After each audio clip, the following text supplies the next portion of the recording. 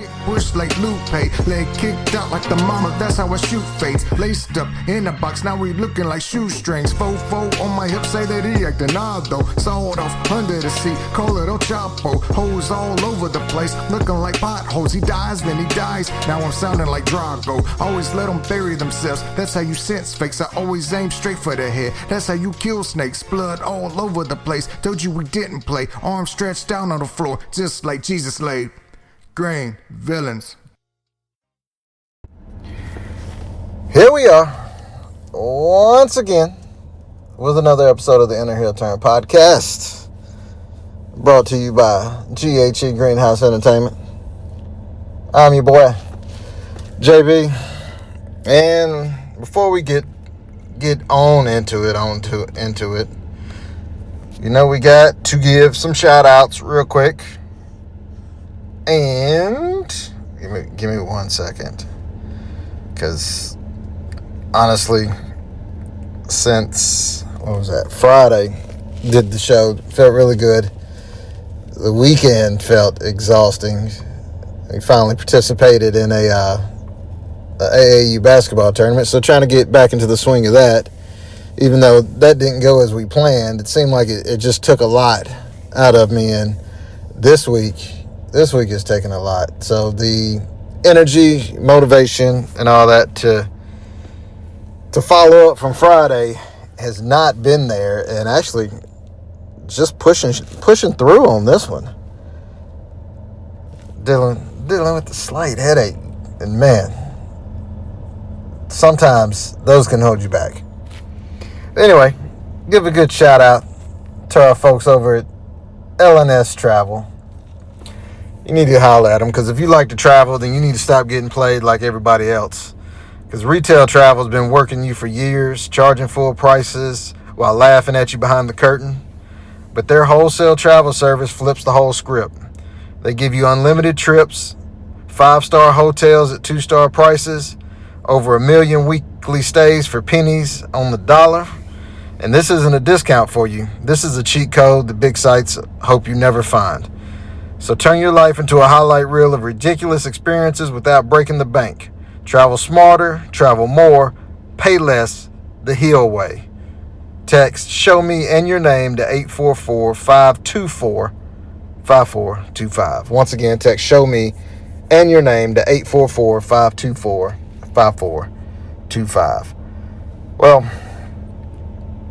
last night I saw that they finally released on Netflix I think it's called Untold. You know, Netflix has their little documentaries or whatnot, and it was the Jailblazers episode, dealing with the, I guess you could say, mid to late 90s, early 2000s Portland Trail Blazers. They're mainly focused on Damon Stoudemire, Rasheed Wallace, and Bonzi Wells as the core of the Jailblazers. And I have to say, I was a little disappointed in it. I don't know. I guess I just expected more out of it than what I actually got. So check it out. Maybe you feel differently about it than I do, and you can holler at me and we can discuss. But like I said, it's alright. It's not one. If we're hanging out and we're talking and it's brought up, honestly, it's not really one of those where I'm like, you have got to check it out. It's decent. But after watching it, because I've been halfway searching for ideas for the shows for this week. That's another thing that's kind of delayed.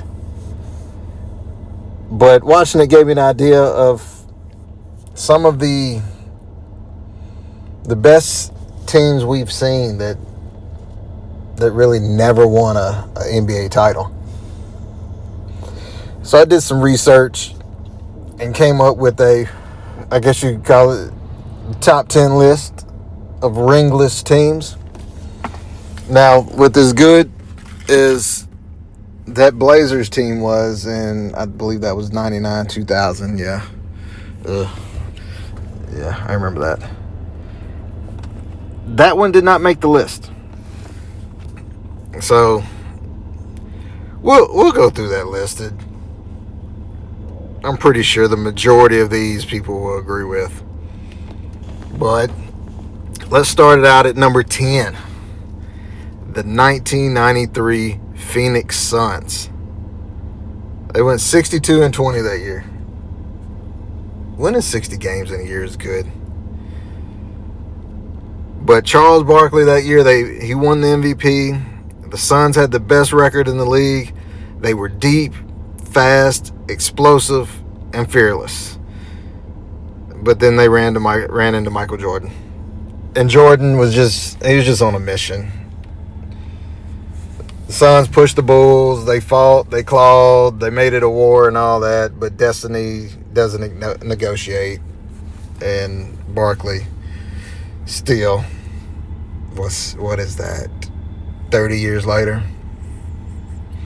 still doesn't have a ring. He's not going to get one. He's not playing.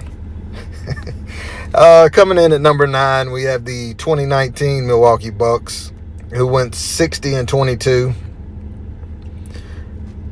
Giannis, unstoppable. The Bucks were unstoppable until they weren't. Toronto built the wall. You know, we've been looking for the wall. Toronto built it that year. Milwaukee had no counter for it, though. They went up 2-0 in the series, and then they lost 4 straight. That was the year the Bucks learned that regular season dominance doesn't translate without playoff versatility. At number 8, a lot of these are pretty recent. We have the 2024 Boston Celtics, which I'm always happy to report on a list talking about teams that did not win, and anything from Boston is on it. They went 64-18 that year, and basically they were a statistical monster. Offense, defense, depth, shooting, everything. They were built like a championship algorithm. But basketball isn't math. It's moments, and when the moments came, they blinked. This team really should have been a dynasty starter. Instead, they became a reminder that talent alone doesn't cash the check. It only gets you so far, and that's through the regular season. Number 7 on the list, the 2002 Sacramento Kings. They were basically the people's champions. They were basketball poetry, passing, moving, shooting, joy. They were the antidote to the ISO-heavy early 2000s. Jason Williams, Chris Webber, Vlade, all those guys. And then they ran into the Lakers and the whistles and the chaos and the legacy of Shaq and Kobe. The Game 6 lives in infamy, but Game 7 lives in heartbreak. The Kings might have been the better team. They just didn't get the better ending. And it was either Game 6 or Game 7. That's the one where a lot of people say the referee, he had a hand in rigging that game. But like the famous Kobe Bryant quote from that game says, I really want to quote it as a statement. Yes, the Lakers I think they shot double the free throws that the Kings shot. But the Kings missed 20 free throws. I don't care if the game is rigged or not. If you miss 20 free throws, you do not win. Keep it moving. Number 6 on the list, we have the 1997 Utah Jazz. Stockton, Malone, Sloan. Execution so clean, it looked like, what did it look like? It was just clean. That's all I can say. It just looked clean. They were a machine, though, and 97 was their peak. But they ran into Michael Jordan. And around those times,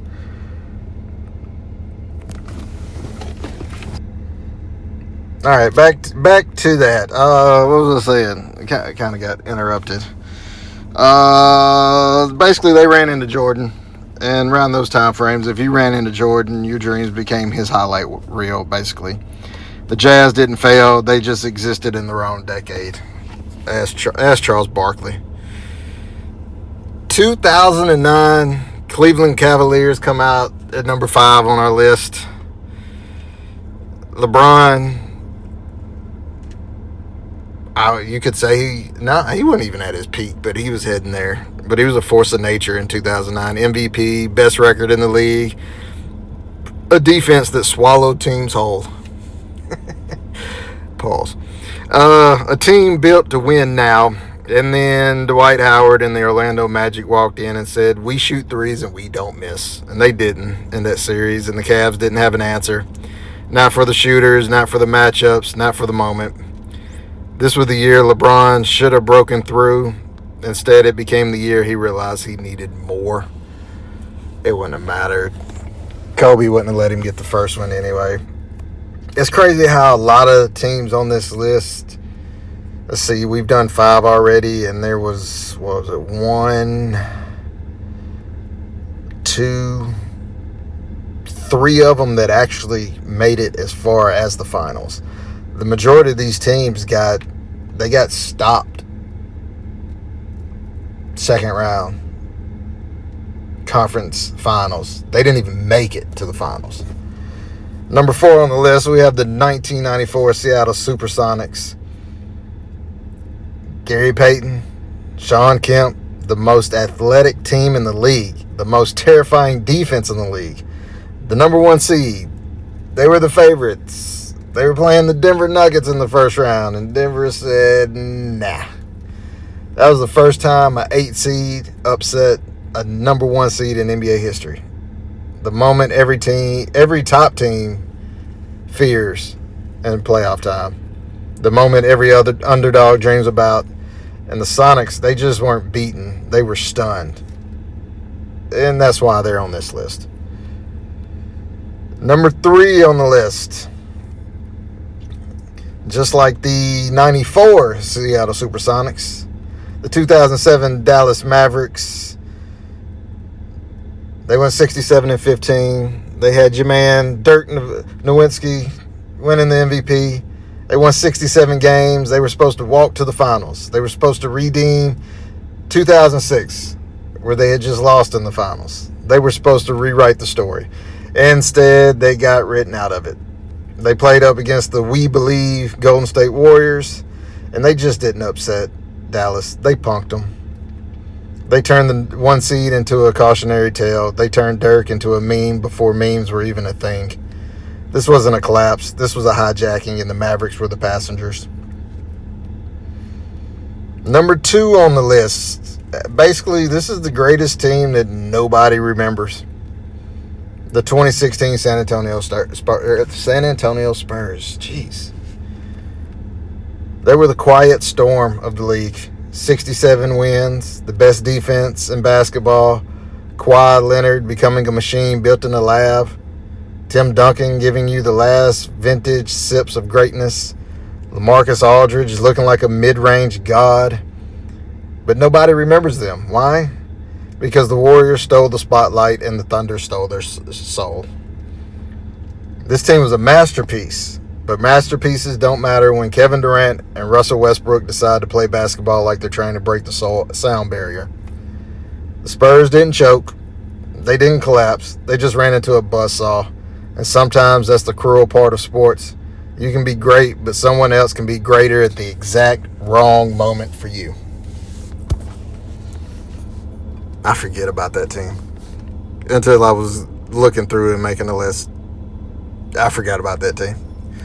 But of course, the number 1 team has to be the 2016 Golden State Warriors. 73 wins. Let's talk about it. It was the most beautiful disaster in NBA history. 73 wins, the unanimous MVP, a team that broke basketball and then broke their own hearts. You don't win 73 games by an accident. You don't hit 402 threes by luck. You don't run the league from October to May and then forget how to breathe in June unless destiny decides to humble you. This team was a video game on rookie difficulty for 82 straight months. 8 straight months, but 82 straight games. They were the cheat code. They were the glitch. They were the team your older cousin banned you from picking. And then they ran into one thing analytics can't measure. Pressure. They were up 3-1 in the finals. 3 chances to close. 3 chances to cement immortality. And they folded. Draymond suspended. Steph slipping. Clay praying. And LeBron and Kyrie walking into Oracle like they owned the deed. The 73 Warriors weren't just beaten. They were undone. And that's why they're number 1 on this list. Because greatness without closure is the loudest silence in sports. So that was a little list that I decided to come up with. I think it might have been, shoot, I had started thinking, because the NBA playoffs are coming up, the regular season was finishing, and I was trying to figure out something, and watching that last night just helped me cement what we were going to do. We just had to find the motivation and the right time to do it. Unlike those teams on the list, we succeeded with our goal. But we'll get that out the way. And let's break it down like we always do. Try to give you that little glimpse of hope. Help you push through the day. Help you push through the week. We all need it. I need it. Somebody you know needs it if you don't need it right now. Good for you. I'm glad that you don't need it. But let's talk about the demons we don't post about. As you know, everybody's fighting something. We're always stepping into a fight that doesn't get highlight reels, a fight that doesn't get applause, a fight that doesn't get posted on Instagram. Today we're talking about the demons we fight in silence. The ones we don't tell our friends about, the ones we don't admit to our family, the ones we pretend don't exist until the lights go out and the world gets quiet. Everybody's fighting something. Everybody. Even the people who look like they've got it all together. Even the people who smile the biggest. Even the people who never show a crack. So if you're in a battle right now, whether it be mentally, emotionally, or spiritually, you're not weak, you're not broken, and you're not behind. You're just human. And today we're going to talk about how to fight back. You ever notice how the hardest battles are the ones nobody sees? You know, you can lose sleep over something and still show up to work. You can be carrying a storm inside you and still crack jokes with your friends. You can be fighting for your life mentally and still look fine to everybody else. But that's the crazy part. The world only sees the mask. But you're the one that has to deal with the war behind it. Some of you, you're fighting doubt. Some of y'all are fighting pressure. Some of you are fighting the fear of failing. And some of you are fighting the fear of succeeding. Some of you are fighting the version of yourself you swore you'd never become, and that's the wildest part. Most of these battles happen in silence. There's no referee, there's no crowd, there's no coach, just you and that loud voice in your head. So let's talk about that voice. You know the one that shows up when you're tired, the one that shows up when you're stressed, the one that shows up when you're alone.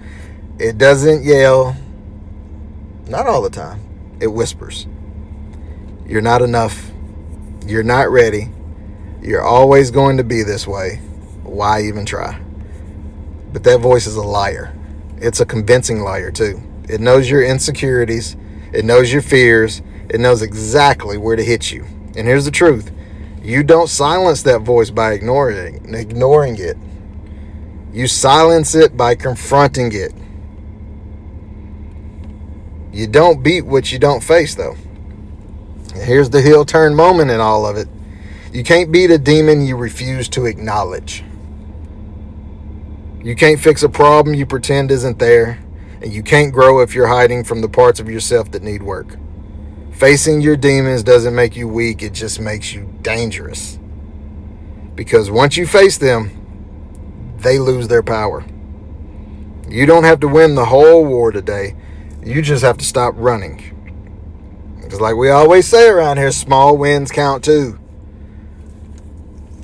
People underestimate the power of small wins.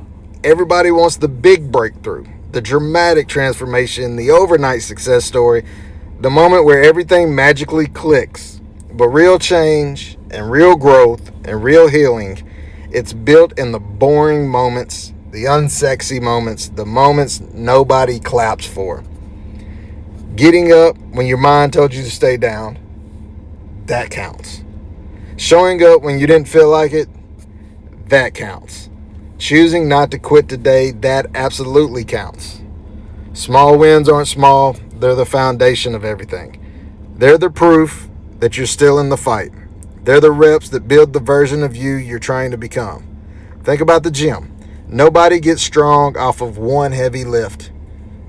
It's the repetition, it's the consistency, it's the days you didn't want to go, but you went anyway. The days you did the show when you didn't feel like it anyway. Mental battles work the same way though. Every time you push back against that voice, even if it's just a little bit, you're building strength. Every time you choose to keep going, even if it's messy, you're building resilience. Every time you take one step forward, even if it's tiny, you're proving to yourself that you're not done. Small wins are how you rebuild yourself, brick by brick, choice by choice, day by day. And one day, you look back and realize those small wins were actually the biggest victories of your life. So if you're listening right now, I want you to hear me clearly. You're not losing, you're not failing, and you are not done.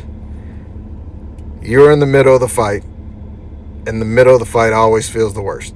But you're still swinging, you're still standing, you're still showing up. That makes you dangerous. That makes you resilient. That makes you a problem for whatever's trying to break you. So here's your challenge for today. Identify one demon you've been avoiding. Just one. If it's your first time listening, then listen to this part. We say this a lot. Find that one demon, name it, acknowledge it, and take one action against it. Not 10, not a whole life overhaul, just one action. Because one action becomes two, two becomes momentum, and momentum becomes change. You're not in this fight alone. That's the hard part to realize. You're not in it alone. And once you realize that, it kind of makes it easier. Anything that makes this stuff easier, roll with. You're not the only one that's battling something nobody else sees, and you're not powerless. You're tired, you're overwhelmed, you're just human. But you're still swinging. And that alone, like we said, makes you dangerous. Don't forget that. This is the Inner Heel Turn podcast. I'll see you next episode. But always remember, around here, the truth always turns heel.